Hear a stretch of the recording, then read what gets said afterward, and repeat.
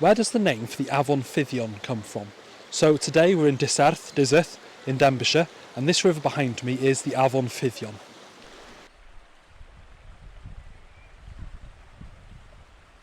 So the name for the Afon Fyddion is made of two words.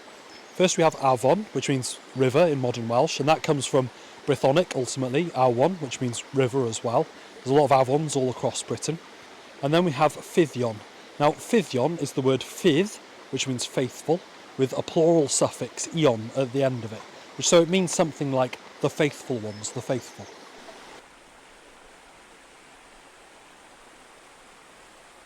So the Afon Fyddion literally means the river of the faithful. Anyway, diolch, thank you.